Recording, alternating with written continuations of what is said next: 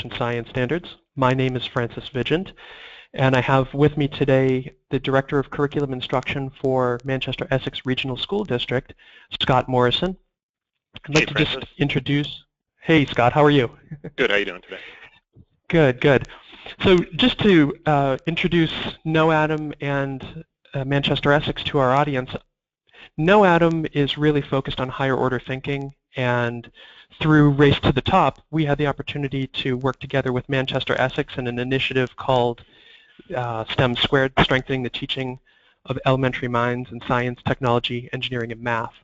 And through that, I've had the opportunity to get to know Scott, and in fact, Manchester Essex is a district that also uses KnowAtom and was an early adopter of the next generation science standards, almost in parallel with their development and with the development of the National Research Council's recommendations for best practices and science and engineering practices in specific.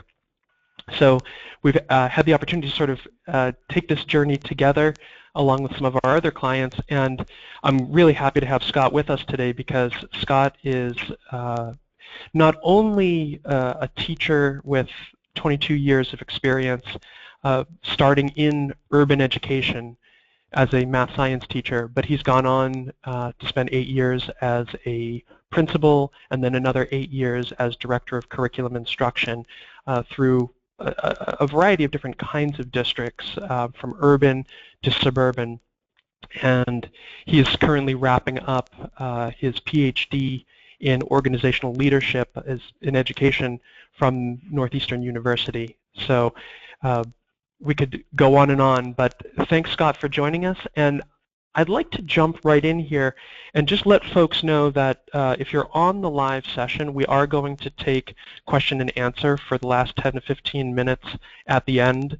On the right side of your screen, you'll see there's a question box. You can feel free to ask questions, drop them in there, and we'll do our best to get to them at the end. And if you're from Massachusetts, you probably know Scott, perhaps through the Northeast STEM Network, perhaps through a planning team for the Massachusetts State STEM Summit, or as a STEM Advisory Board member. So, Scott, thanks for joining us. Thank you, Francis. I'm happy to be here and thrilled to be part of this important conversation. Thanks. So, you and I collaborated on some slides for today's presentation, and the first slide that you sent was, here is what we know. So, when we think about sharing your experience going from perhaps a traditional model to a next generation model of instruction in your district and sort of seeing this evolution over time, can you share with us what you mean by what we know and why this is important? Certainly. I think as an umbrella comment maybe to these 4 bullet points on this slide, I think as we think about public education and we think about the way of the world and the direction that we know we need to head in, I think it's not so much what our students know, it's what can they do with what they know. And when I think about that, and you think about that, we're in a 21st century innovation economy. Ideas rule the day. And we need to really think about our schools in a way that, as you can see on the slide, we need to help students just change the world, to actually help them to change the world, not just simply be prepared to live in it. I think for a long time, I think back to my years as a teacher 20-some-odd years ago, I think we may be doing a little bit more of that, preparing kids to live in the world. And I think the economy that we're in nowadays and just the way that the world is operating, we really need to prepare our students to change the world.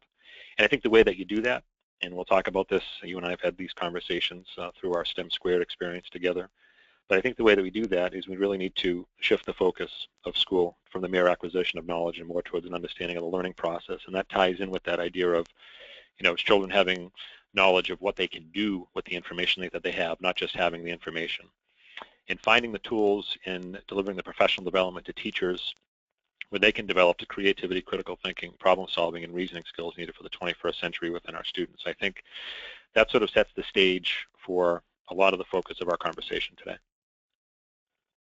So you mentioned this 2028. When you think 2028, what's the significance of that? Yes, I know, with the big red curtain and the big grand opening here of 2028. So 2028, I'm giving a lot of thought to this. I'll be moving into a superintendency in July of next year, and as I was thinking about that position and thinking about that role that I'll be going into, When I begin that role, students in kindergarten next school year will graduate in 2028. And when I really stop to think about that, that's sort of an awe-inspiring number when you think about that. We don't know what the world's going to look like 6 months from now, 12 months from now, let alone 12 years from now, when students are graduating from kindergarten students are graduating from high school and walking off with their diplomas. So if we had to think about what type of an educational model that we want to design and build, I really think we need to think about it with that number in mind. I think, unfortunately, the standardized world that we live in, we tend to only think month to month in terms of the work that we're doing because of the many mandates we have put upon us in our classrooms and in our schools. And I think we need to have the long view on this and think about, okay, when students walk off our fields or walk out of our auditoriums or off of our stages in 2028, what will the world look like then? What will students need to know and be able to do in order to compete in the workforce at that point? And I think if we start to have those big conversations, and we're starting to have those conversations where I am now, and I'm looking forward to having those conversations when I transition into a new role as well, I think we need to think about how do we build that back. So whatever that is, how do we build that back in high school and in middle school and elementary school all the way down to kindergarten? And what I keep coming back to is this idea of what we talked about on the first slide. Yes, content is important, but I think teaching students how to learn and teaching them how to prepare themselves for understanding the world that they'll be going into, and what are the infrastructure skills that they need in order to learn. I think that's a key part of what we'll talk about today. So I think that's the perfect spot to sort of really begin diving into next generation science standards and the idea of behind next generation science standards. And one of the key transitions is really this new definition of effective science instruction, or we could even say STEM instruction. Mm-hmm. And I'd like to read that and get your thoughts on it and what that has meant to your community and what you think that means to the broader community. So effective STEM instruction capitalizes on students' early interest and experiences. It identifies and builds on what they know and provides them with experiences to engage them in the practices of science and sustain their interest. And then that's neither of our definitions, but that's the National Research Council's definition that kind of became infused in this NGSS process. What are your thoughts on that? I think it's spot on. I really do. I think that's exactly the point that I'm trying to make with that idea of 2028. I think engaging students in the practices of the work that they're doing, particularly this is a phone call about science and technology and engineering, so certainly engaging students in the practices of science, technology, and engineering. And we do have a scientific method and an engineering design process. And I think if we can develop a way for our students to think in that manner, to think in that sort of process and practice manner. A process is just an ordered set of practices. And I really think that the more we can focus on that, and I think this is a good slide here that you just put up as well, that's the difference between, as it says here, knowledge creation versus information consumption. That picture on the bottom with the, the matching gloves and shirts, I think that was probably for some glossy magazine somewhere. But that's just information consumption. There's not a lot of knowledge being created there. Kids need to be able to manipulate ideas and thoughts in their mind and figure out how they want to move forward. And so when I think about a practice, practice connects skill to content. It's the bridge, right? It's the bridge between those two things. And as you have up on the slides there, right, there are the engineering practices. Those are the practices that we want our students to engage in engineering. If you look at those practices, that really carries through many parts of their educational experience. If we can get students to think, you talked about higher order thinking, if we can get students to think in this higher order manner where they're sort of remixing and creating ideas and manipulating those ideas in their head to create new knowledge, that will have, I think, profound effects for the work that we do in education as we move towards the future. I often make the connection to, and I don't know if we do this enough in education, I think not only do we need to make sure we engage our students in the practices of science, technology, engineering, but then on a bigger scale, as we think about our teachers and making sure that they have the tools and the instructional practices that they need, we need to allow them to engage in the practices of education also. Again, if we think of this idea that a practice connects skill to content, I think lawyers and doctors, have it right? They call what they do a practice. They have a medical practice or a law practice. They engage in the practices of medicine. They engage in the practices of law. I think we can do the same thing with our teaching staff. I don't know why it's odd for us to say that we're engaging in the practices of education as educators. We should be using that language. And I think the more that we can do that, I think we have a better chance of moving the needle when we think about this idea of engaging the practices and really moving the needle forward or ahead in terms of the work that we're doing with our kids. So we think about that idea that now with next generation science standards we have really clearly defined practices. You mentioned processes, so these being the practices of science and engineering, and processes being like the scientific process or the engineering design process where these practices come together. Among your peer group, among your teachers, among the different sort of experiences you've had as you've been implementing these practices in the classroom for teaching and learning, what is that transition like? I mean, do people, what does it feel like? I mean, is that a natural, is it natural? Because I feel like one of the challenges, even, you mentioned for a glossy magazine, when you look at a glossy magazine, this is the picture. This is the picture of science instruction. Right. Exactly. And if it's not this, it's a child with some goggles and an exploding volcano. Correct. And how did you get beyond that? Yeah, I mean, it's a great point you bring up, and I would say I remember a few years ago I did a Google image search for engineering or engineer or whatever the case may be. And the first picture that came up was Mickey Mouse on a train with an engineering hat on, like a train conductor engineer hat on. And it's just this idea of, right, the imagery around this oftentimes. I think images can be very powerful, and if that's what science is supposed to look like, and I'm not saying it is where it's next to the information consumption box there, that's not what science should necessarily look like. But if that's the image that we're surrounding, and that's sort of the pictures that we're building in people's mind, that's certainly the wrong image, and I think we need to go about changing that. In terms of the real pragmatic sort of on the ground, I think really developing an understanding with staff in doing this in a way that you bring people together and you have these conversations. You ask them about, where do they feel they need to grow professionally. I mean, I think STEM Squared is a great example of this.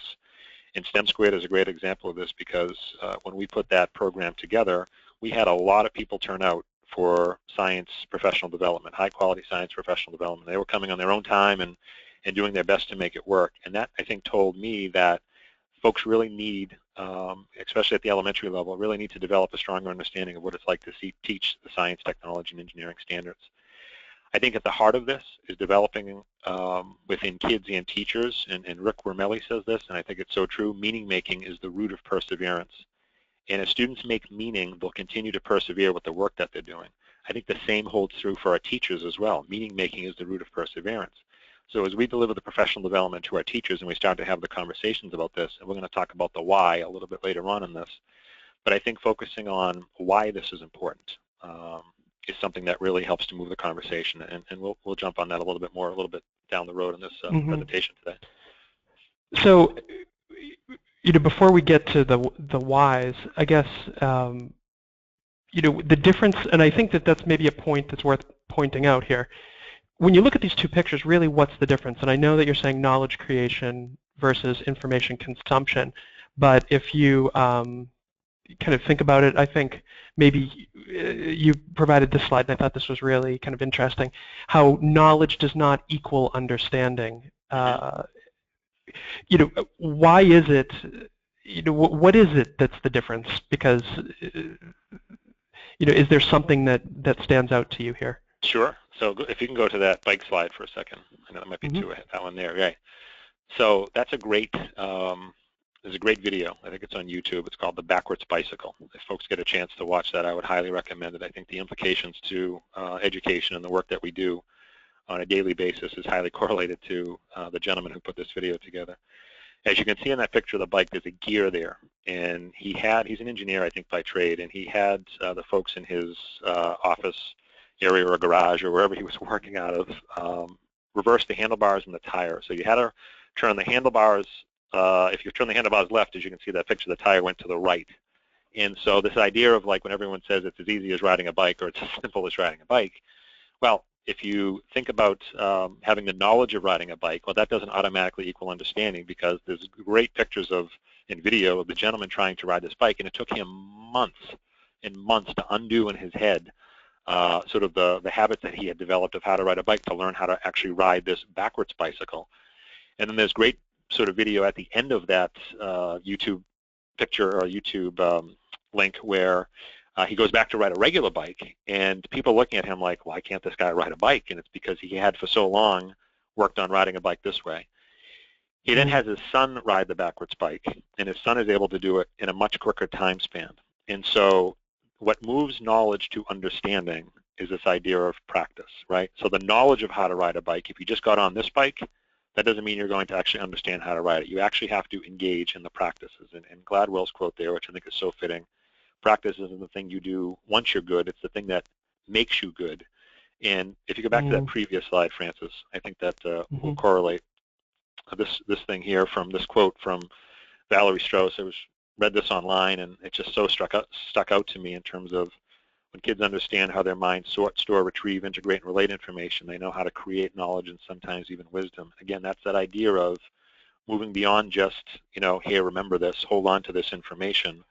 It's really developing the executive functioning within our kids so they have an ability to figure out how to find that information, how to organize and store that information, how to access that information so they can then start to put it together. And that all happens through practice. So when you talk about, yeah, no, it makes perfect sense. So I guess the question then is, what is the bike that as educators we've all learned to ride versus the next generation bike that we all have to learn to ride, and making that shift. Yeah, so, well said.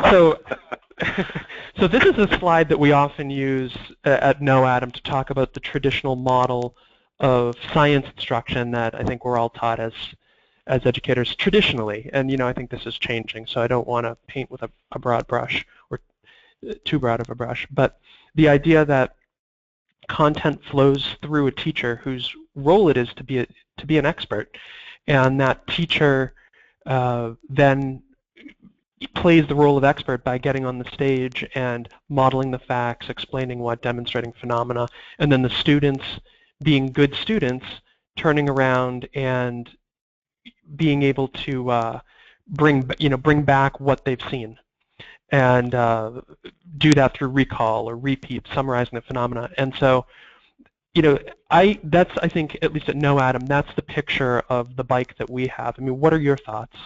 I think that's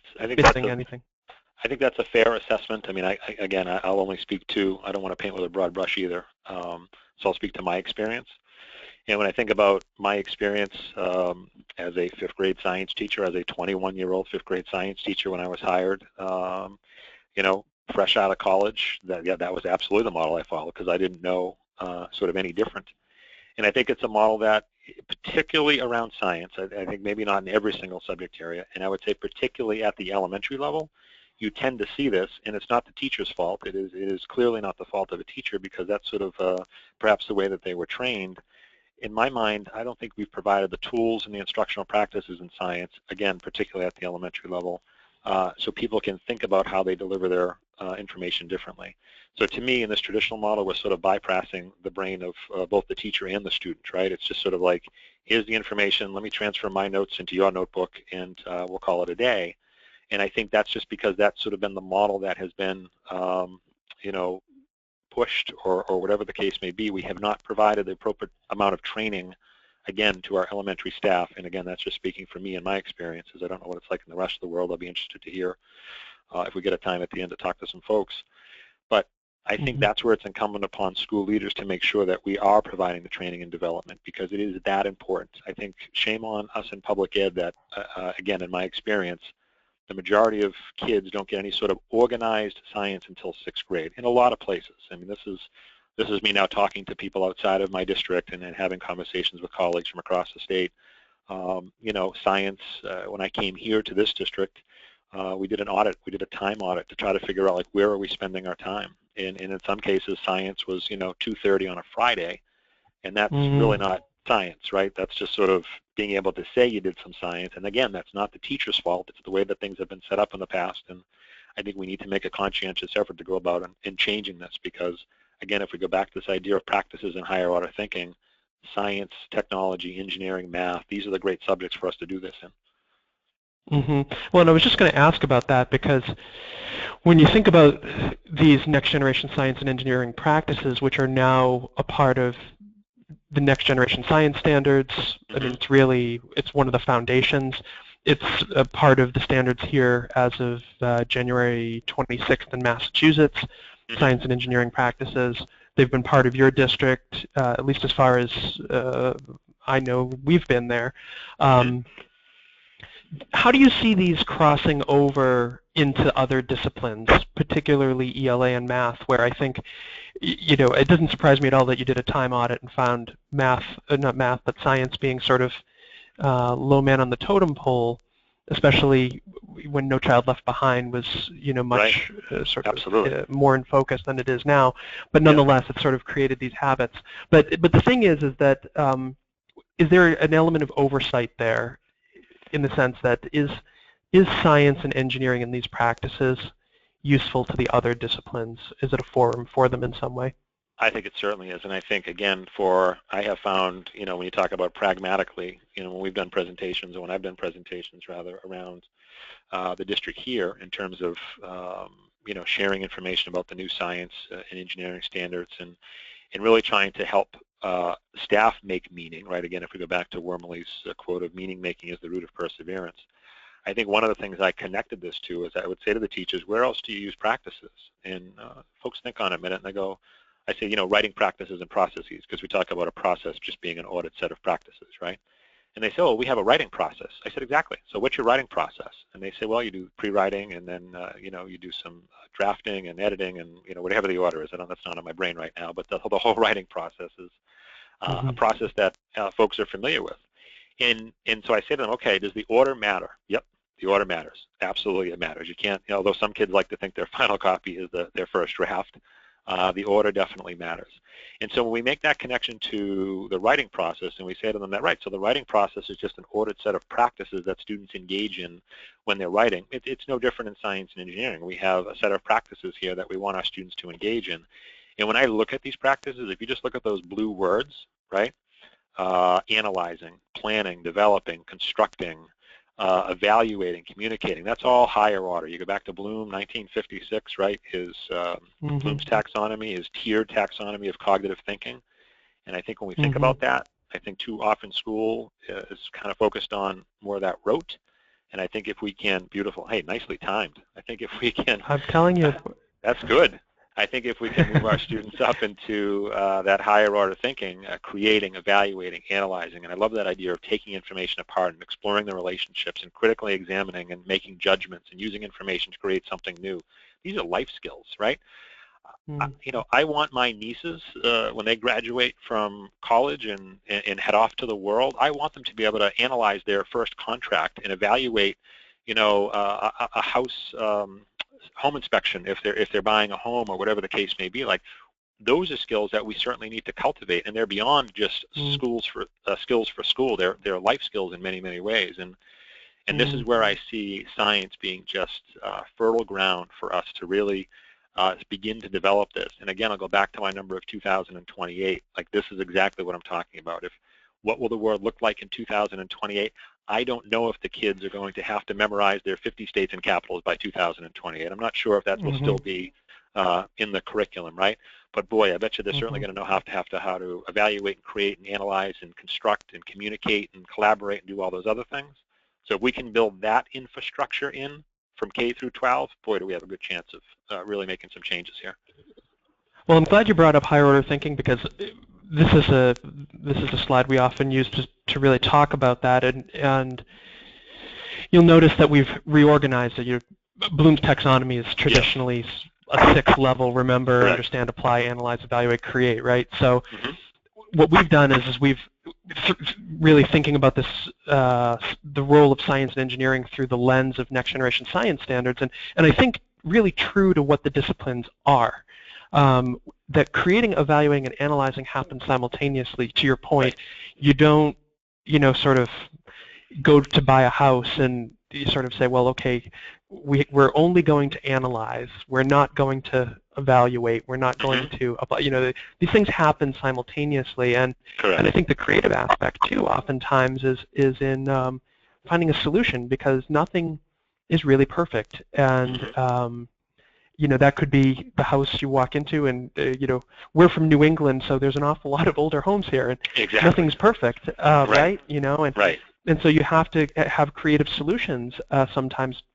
And I think about what you were just sharing also, and I think about a discussion I had with some of our partners in Israel and in our programs in Iraq, because they said what's really interesting is that these skills, to be able to create, evaluate, and analyze, are social emotional coping mechanisms, really. That's exactly right. And they said that, and I had never really thought of it that way. And I think in your example of buying a house or something like this, it's like, how often do you have all the resources you need for anything in life?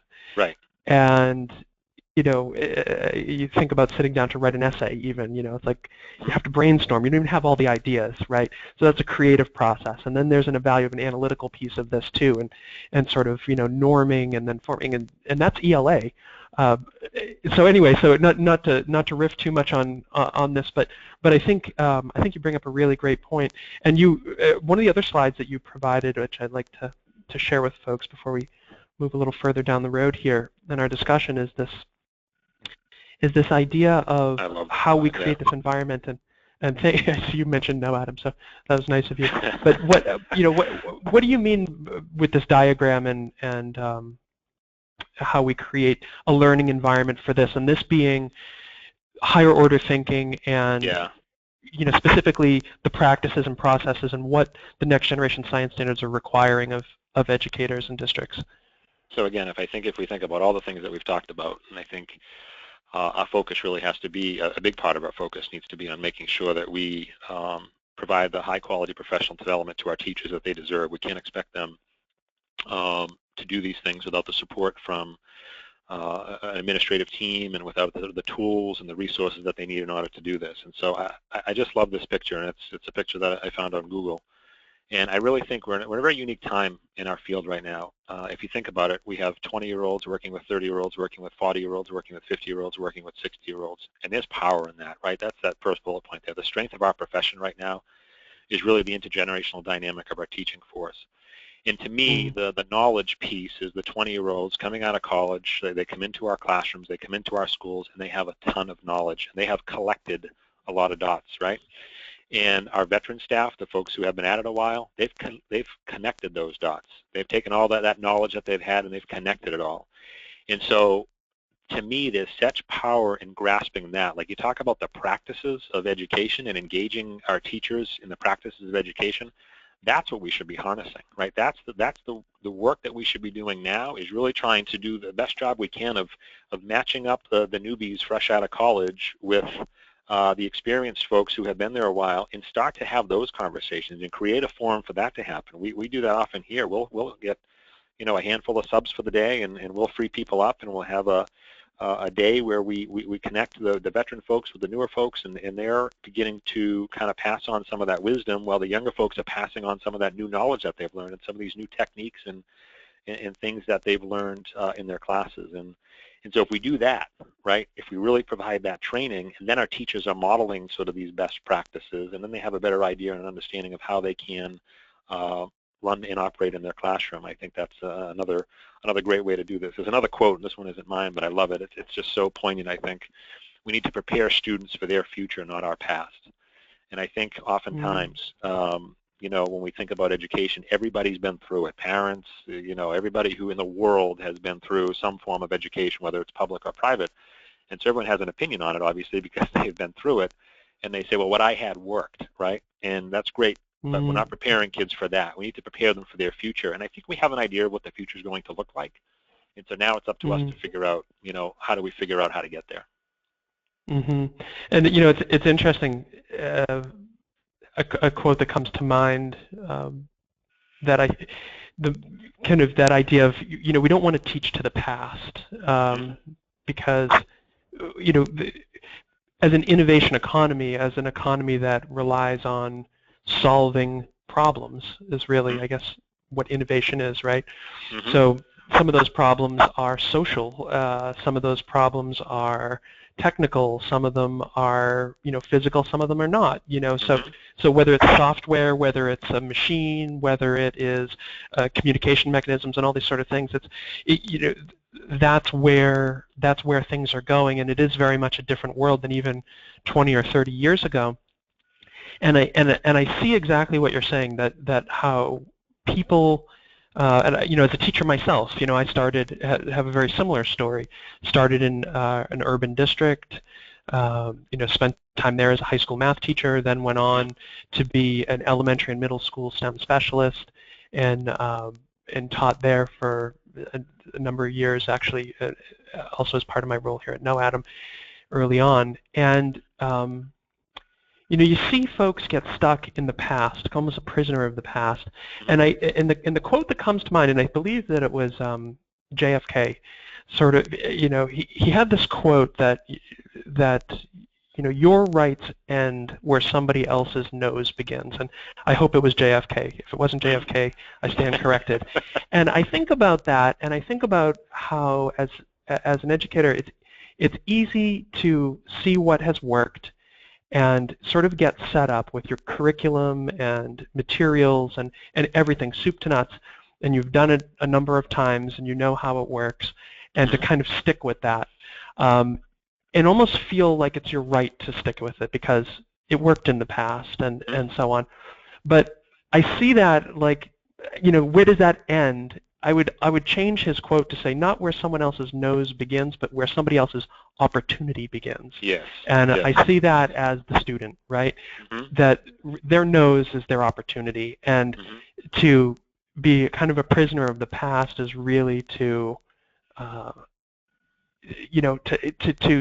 extend into potentially somebody else's opportunity. And I think that's what strikes me so much about that. Mm-hmm. Yeah, and you talk about innovation, and I think, again, I'm not going to recall who says this one, but it's one of my all-time favorites, and I think, again, it's very, very visual. Innovation lies at the nexus of different knowledge domains. I love that quote, and if you think about it, you think of the different knowledge domains that are out there, and that's where innovation lies. So how do we travel and bring those together? How do we bring those knowledge domains together and figure out where those innovations are that we can, how can we innovate education and figure out better techniques of how we're delivering instruction? And I think it transitions nicely to this slide. I think this is, you actually introduced me to this TED Talk, and it's absolutely one of my all-time favorites. I've used this in a number of trainings since you first had sent it along to me or shared the information with me. This gentleman's name is Simon. So the folks know, so I was just going to say, with Simon Sinek, right? Yeah, so it's Simon Sinek, and if you Google, after this webinar, if you Google Simon Sinek TED Talk, I highly recommend you watch this. And it's a business practice, but the implications for education, I think, are profound. And basically, the business practice that he talks about is what's called the golden circle theory. And you can see the theory there, the sort of the circles on that little white chart paper that he has there. He basically says in the business world, businesses that are commercial failure spend a lot of time talking about the what and a lot of time talking about the how, and they never get to the why. He gives a great example of, I think, TiVo. He said TiVo was, that's a product that allowed you to pause live TV, and he said, they weren't as successful as they could have been because they basically came out and said what their product did and how it worked. But when you talk about the why, you connect to the limbic system of a person, which is their emotional center, and that's when you really grab their attention. And so he then gives a sort of a conversely a different experience where he talks about Apple. Apple, all they talk about is the why. They say, do you want to integrate every aspect of your life? Do you want to integrate text and phone and video and chat, instant messaging? And you're like, yeah, of course I want to do that. Then you should buy our product. Okay, I'll go buy your product. And as I watched this video, I thought about school, and I thought about the work that we do in our classrooms. And as I visit classrooms and sit in classrooms and talk to teachers, and I use this video, and we talk about this video all the time. I talk about it with the principals and the teachers. I think, let's just take a history class, for example. We might talk about what the American Revolution was. We might talk about how it happened. And then right near the end of the unit, we might finally have time for the why. The real learning happens at the why, right? So I think we need to start with the why.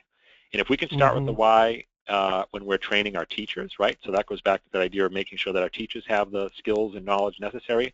We need to start with the why. Here's why this is important. Here's why I pulled you out of the classroom today to have this professional development day. We should always start with the why. And too often we spend so much time on the what and the how. When vendors come in, I feel bad now that I know this video, because when vendors come in and they want to sell me a new product, I ask them, why? Why do I want this product? And oftentimes I Right. now listen for it in conversations. I listen to people. Most people talk about what and how. In real, true learning, in my opinion, happens. And what, how are important, but the real learning is at the why. And I think we can really, if we can flip that and think about our instructional lessons in our classroom and focus on the why, again, I think that would be powerful. Mm-hmm. It's interesting because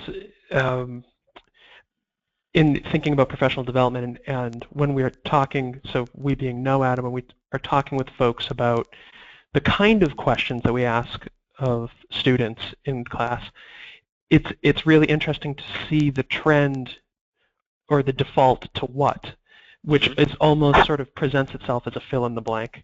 Mm-hmm. You can almost picture somebody saying, tell me what I want to hear. Exactly. So back to that traditional model where I've told you something, tell me what I've told you.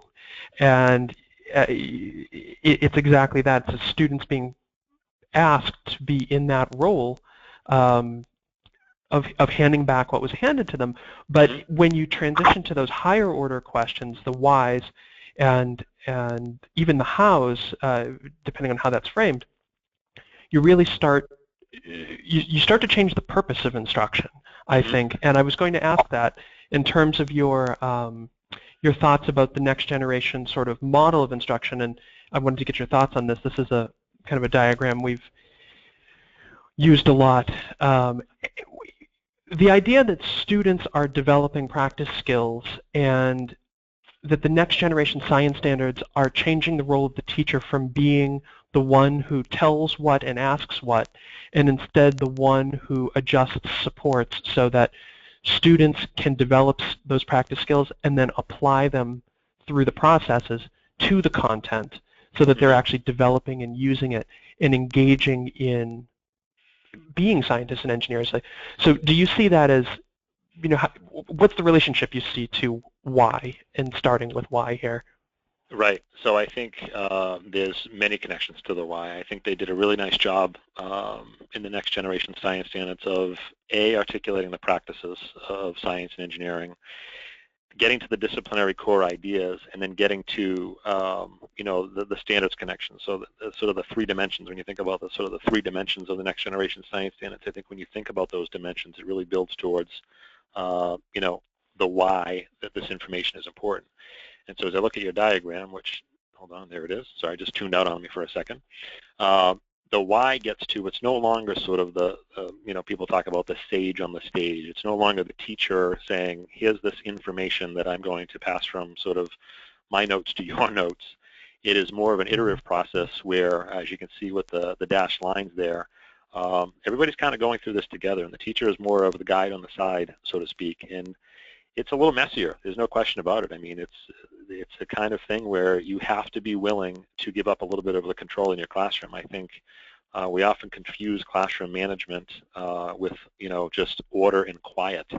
And I don't really view classroom management that way. I view classroom management as, have you built an infrastructure in your classroom where kids are able to engage in learning experiences with each other, with the teacher, with the materials, and is it such, it's not going to be rows and kids sitting quietly. It's going to be kids are manipulating ideas and thoughts and materials, and your standing and your information is to deliver why this is important to them. And I think that the buy-in will be there a much greater demand.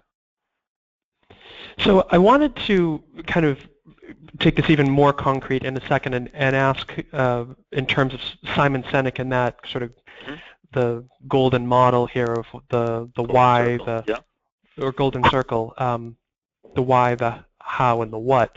But I guess because so many folks don't have a sense probably of Manchester Essex Regional and how your students have done and how your teachers have done actually moving into this next generation model. And I know there's a lot of different tools, sort of, multiple hats and multiple intelligence, a lot of other training that has sort of been a part of your district's culture and sort of developing that. So I want to think a little bit more about that, but I want to point out to everybody, I'm going to bring it up here so that folks can see. So your district, as a regional district, is double, let's see here, essentially double the Massachusetts state average on standardized testing for advanced and proficient students. And that says a lot. For the state of Massachusetts to basically average 50% advanced and proficient, and your community, you have folks who are performing at, what is it, 80% almost here between different towns and whatnot. And you can actually see the point of change as well. I think was it 2010, that was the last test year without KnowAtom, and sort of I think we kind of came in as a lot of these shifts were taking place, and then how your community has sort of taken so much on and not only been able to improve their performance but actually sustain it as well. So how, when you're trying to get these types of gains, how does that connect to why, what, how? Where does at a district level, where does that innovation come from, and how do we accomplish it if as a district leader, I'm looking at the Next Generation Science Standard saying, okay, I've got a bunch of teachers who do define, effectiveness through students and seats and order over chaos, and so on and so forth, and a lot of the kind of challenges that you've brought up. What do you say to them? So I would say to them that there's this notion of when you think of just an organization, whether it be a business or whether it be a school or a private practice or whatever the case may be, I think schools need to envision themselves as continuously adaptive organizations. And I don't know if we've been 100% successful at that, over the course of time that public education has been in existence.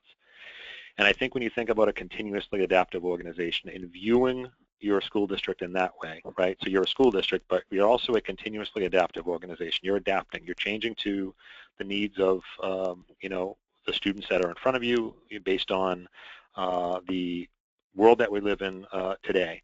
And I think if we kind of look through that lens, that's sort of like step one, is sort of that mindset shift in terms of looking at it as a continuously adaptive organization. There are reasons why, some of these old traditional department stores that, for hundreds and hundreds of years, or at least 100 years rather, have existed and they're finding themselves, maybe closing.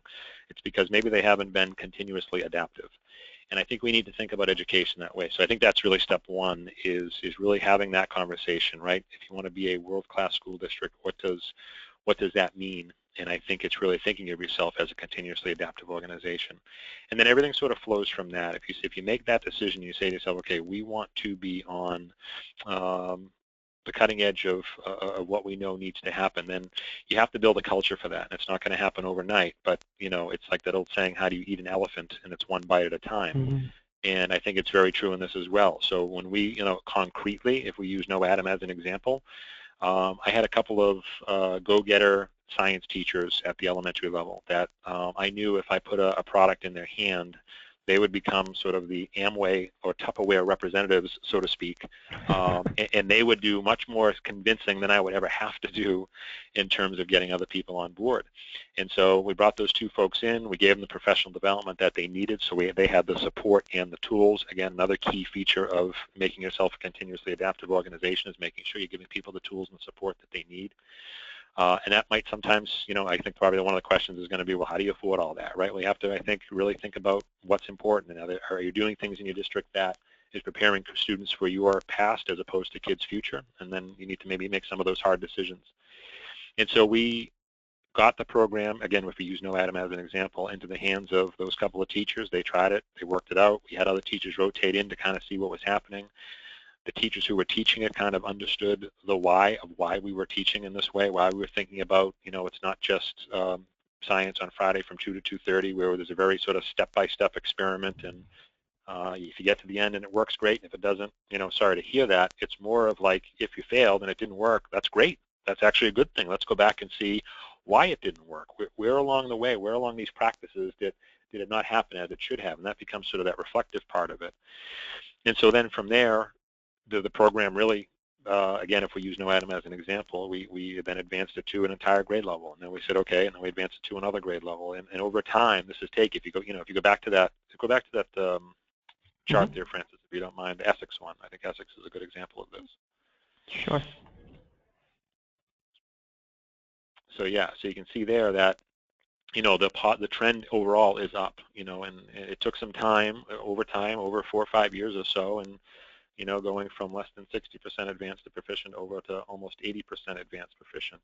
And you can see that sort of little dip along the way, but that's sort of the peaks and valleys of any sort of implementation. And if you look at the whole, we've had real positive growth, and the needs improvement and the warning have gone down. So I really think, to me, it's just, if we can explain to the teachers the why. I think too often, as administrators, we just say, here, do this. Why? Because it's, the why we say is because it's a federal mandate, and it's like, well, that's really not right. the best why in the world, right? I think we can meet the federal mandates, and we can do it in a way that we are preparing our students for this kind of unknown future that they're heading into, because we're building this sort of infrastructure set of schools. And this is a great slide that you just put up, because, articulating the values of your school district, sitting down as an administrative team and with teachers on board, and really having those bigger conversations of what do we value, what do we hold near and dear to our heart, so to speak, in terms of what we know to be right about education and the way that we want to move forward. And then you begin to design. And you can even take that to, the way of unit of study is designed in your classroom. It's the same thing, like, here are the standards, what's the mode of instruction we're going to use, and here's the details of execution. So that sort of model fits, I think, with district innovation and also classroom innovation. It's interesting. I wanted to ask you about this diagram, and I'm going to show you the next one here and ask you about this. I think about it, and I think about when we sit down with administrators and teachers, and you mentioned earlier, I think you mentioned learning walks, or at least classroom visits, and I think, my goodness, superintendents are vital to a district, right? They deal with budget and school committees, school boards, and all of this. Principals, and they are managing principals. Principals are sort of in that role for their building, and people may say, well, I don't have budget authority or something like this, and okay, there's going to be some differences here and there. But I think about it, and I have to say that in our experience, very few principals realize the role that they have in establishing the values and culture of their building. And I have to say, and I think this is the hardest thing for folks outside of education to understand, that you can have a school district, especially the larger a district becomes. So, if you have a one-building district, that's one thing, right? Everything is pretty direct. You have one principal, one superintendent, or so on. You go to a 10-building or a 20-building or a 100-building or even a 1,000-building district, and what happens is that each of those buildings, with its own unique principal, has its own, oftentimes, own unique set of values, and everything flows from that. And I think it's almost a passive process, unfortunately, so many times. And I wanted to ask you, in terms of that idea of values, I think folks might think of this as sort of like a positive psychology, fluffy thing, like, oh yeah, we have a mission statement, it's on the wall, like we did that because that was a mandate, that was sort of something something we did back when, whatever. And what I guess I want to point out about this is that if your values don't align, what does that mean for what does that mean for your mode of instruction, the details of how you execute? When you think about, again, I don't mean to be sort of talking in circles, but when I've had the opportunity to meet your team, if somebody joins your team and their idea of instruction is worksheets and students quiet in their seats in rows, I think that would bother people. Am I wrong about that? Yeah, I mean, again, we wouldn't hire, that would happen at the hiring table. I don't think that person would make it through, into the, but let's just say that did happen. Yeah, that would say that they did. Yeah, that would be certainly problematic in terms of, because I think that doesn't match what we have envisioned, when I often think, I'm sitting here at my desk right now, and literally the field that the kids walk off for graduation is right outside my window. And so that's always, to me, it just serves as this great visual reminder every day when I walk into my office. I say to myself, the world that we're preparing these kids for when they walk off the field, so to speak, what is it that they need to know and be able to do? And, if it's something that they can maybe quickly look up, we might not have to spend too much time on that in the classroom. Again, some rote memorization kind of a thing. So again, if we can focus more on this idea of engaging kids in higher order thinking and engaging kids in the practices of their educational journey, I think we have a much better chance of helping them succeed later on in life. And so I think that when you talk about the values and you talk about the mode of instruction, you talk about the details of execution, again, you have to have a little bit of a long view on this. And then there's going to be a slide coming up here that I think that really speaks to this.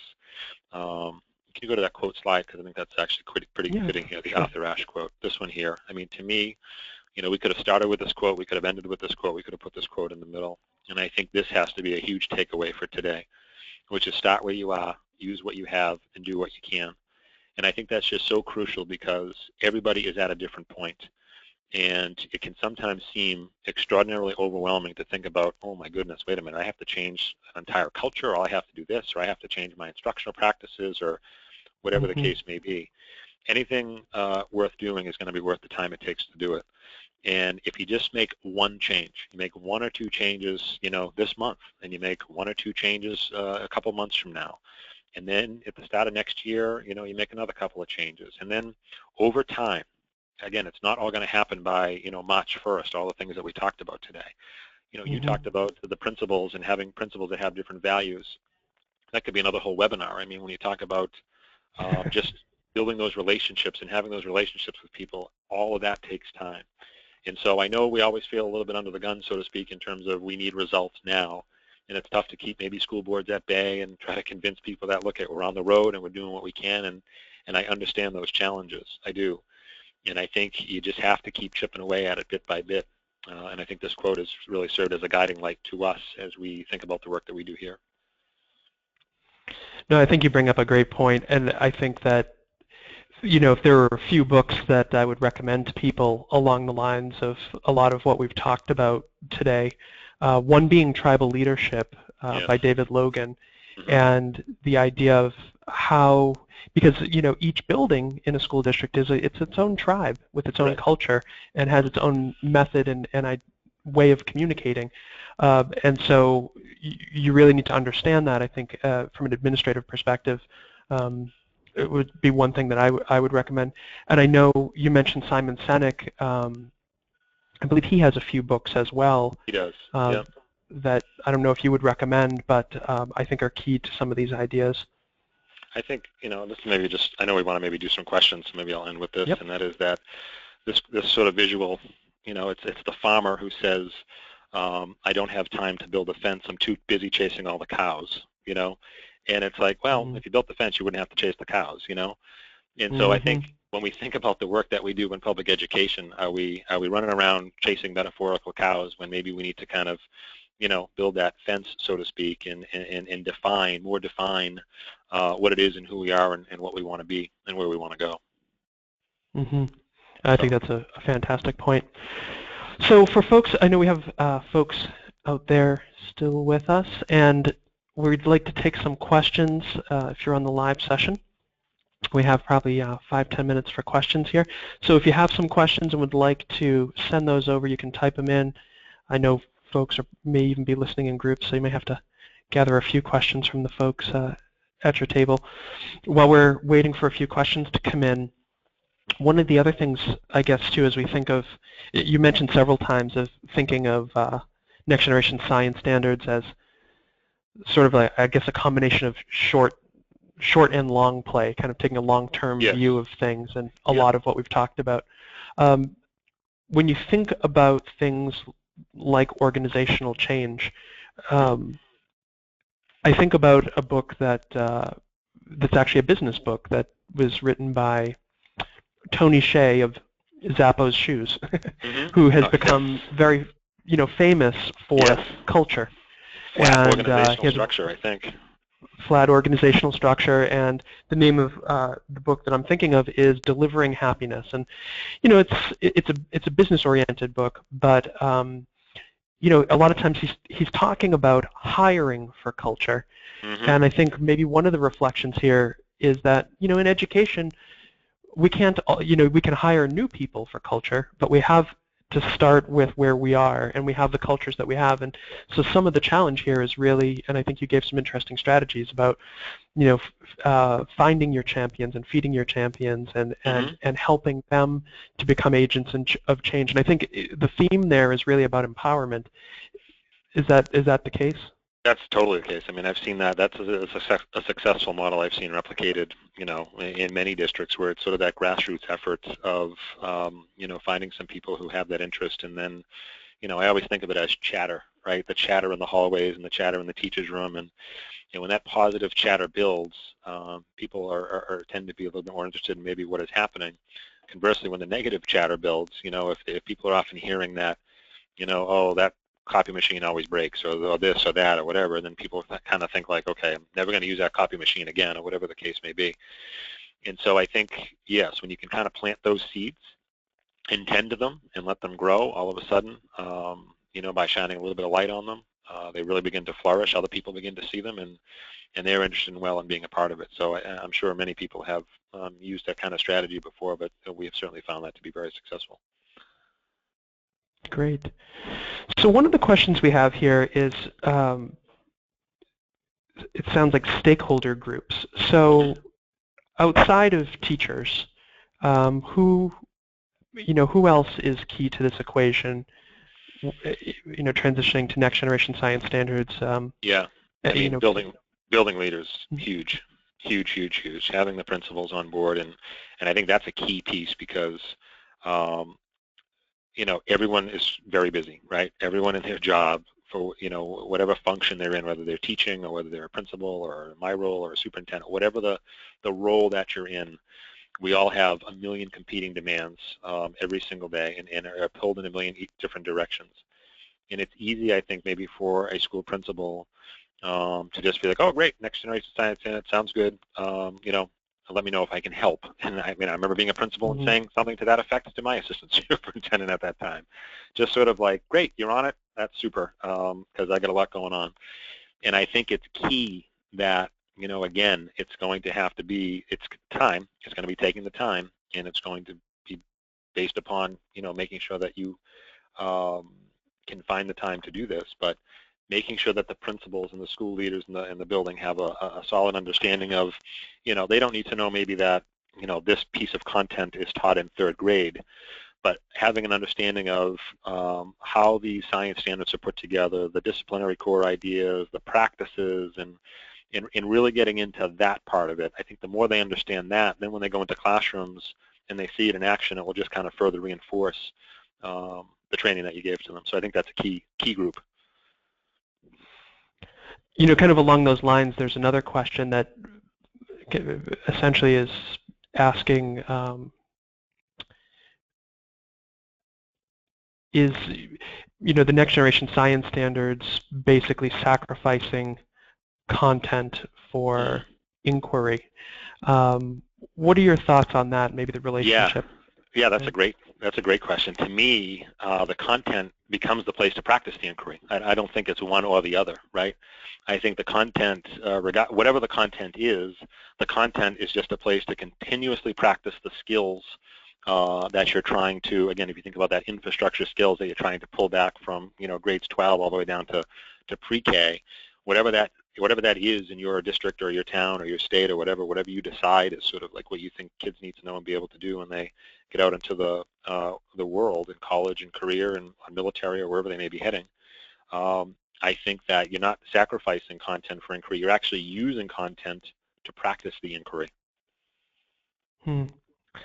Yeah, so they're not mutually exclusive. No, they're not at all. Not at all.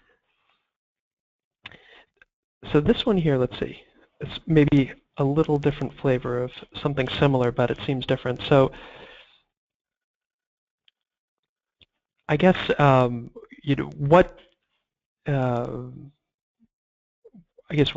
so where do you recommend starting, and what has surprised you most kind of as you've gone through this process? Do you know, is that a teacher asking or a principal or a superintendent? I don't know. I Okay. would assume it could be any of the above. So maybe So you have to spin it out to all three. I would say then if you are a district administrator or a school administrator, I think a great place to start, and this is not a punishment kind of a thing. I think, again, this goes back to the culture of your building and explaining the why to people at a faculty meeting. But I think kind of taking that audit of where are we spending our time, right? Let's take a look at, how much time are we devoting currently to science instruction? Because oftentimes science and social studies get the short end of the stick, I think, because of a lot of the state and federal mandates that we have out there. And I think that's a fair thing to do. I think if you explain to people, like, look at with these next generation science stands, we really have an opportunity here to develop the critical thinking skills of our kids, and really, if we think about innovation lying at the nexus of different knowledge domains and figuring out how we can do this, and really explain the why to people, then I think kind of taking that time audit and figuring out where you're spending your time. So I think if you're a district leader, you start there. If you're a classroom teacher, think about the current unit of study that you're on. Think about one way that you could tweak it, that you could maybe incorporate a little bit more of this idea of higher order thinking or engaging in, having kids engage in the practices. The beauty of it is no one's going to know. The kids aren't going to know if you did it wrong, right? If you mess up the first time or you make a mistake, the kids aren't going to say, well, wait a minute, that's not the right order of the practices, right? It's okay to take that chance, and you're not going to damage the kids if you maybe went out of order or you tried the engineering practices in some way and it didn't work. And, clearly if you're using, chemicals and electricity and things like that, you got to be careful. But just in terms of engaging kids in the practices, I think certainly just do one thing different. Just really use that Arthur Ashe quote as a guide, and just start where you are, use what you have, and do what you can. So if you don't have a budget, I mean, Francis, I remember at STEM Squared, I don't know if you can quickly remember this, I'm going to put you right on the spot here, but you gave a great example of, like, you can do an experiment with, like, your trash barrel, a candle or something. What was that one? Yeah, just I don't totally remember, but I mean the bottom line is that, I guess I think of it as, somebody once said to me that if you have your mind, you have everything. Correct. Nobody can take that from you, essentially. And the thinking's free, and it's extremely valuable. And right. so to use what's in your recycling bin, to right. use what's in your desk. I mean, there's so much there. If that's all you have, you've got a lot, because you can think about it, and it connects, just like everything in science. Matter, states of matter, earth science, life science. All these things are interconnected, and you can find rocks and dirt outside your window, and you can find exactly. Matter in the trash can, and all these sort of things. So I guess maybe that's where I was going with it, but I think, you bring up a really great point. You have to start somewhere. Right. So one small change. I mean, just say to yourself, by February 18th, whatever, pick a date, and then hold yourself to it. I'm going to try this, and then you try something else, and you try something else, and you're in a teacher's room, and you talk with the teacher about how you did today, and it was a little bit different, and boy, the kids really seemed engaged, and that's how it builds. And I think that's the key piece of it. If anything, it's students. I think next generation science standards and the practices and even what you've described in the recommendations you've made, it's incredibly engaging and has the potential to be incredibly empowering. But it's only if you take it.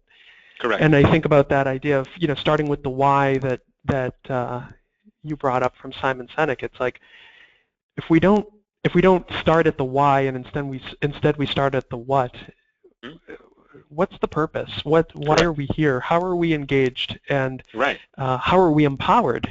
I think you've brought up. It really is. Yeah. It is.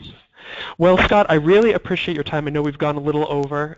Thank you, Francis. I wanted to. Oh, you're welcome. Thank you. The honor's ours. I wanted to point out to folks that a few things before we sign off. One being, if you'd like to take a look at some of the resources Scott's district's been using and others, there are some samples on our website of our materials. But again, it's only a small piece of the puzzle. There's much greater, and I think that's the thing, is there are standards, then there's curriculum, and then there's instruction, and each of these pieces, and there's differentiation of instruction, and each of these pieces play such a vital role. So this is not a pitch by any means. The other piece is I hope you stay connected either through our blog, blog.knowatom.com, or on Facebook, facebook.com/knowatom, or even on Twitter. We did do a webinar recently on designing effective next generation science curriculum, where we really unpacked not only what's in the next generation science standards, but also a lot of the considerations that I think take into account a lot of what you've recommended, Scott, in that, and folks can access that by going to info.knowatom.com/upcoming-events. And I would recommend, too, if you're on LinkedIn, reach out to Scott and connect with Scott, because Sure. I have to say, Scott, I really appreciate your view and your district's work, and you know, like all our clients. But I have to say, the wonders of technology and the internet is that we have folks from all over the United States and even the world who are able to kind of benefit from your experience, and I appreciate your taking the time to share it with us. Sure, happy to do it, and thanks for inviting me today, Francis. Good to talk to you. Good to talk to you, and thank you to everybody else. We appreciate your joining us. This concludes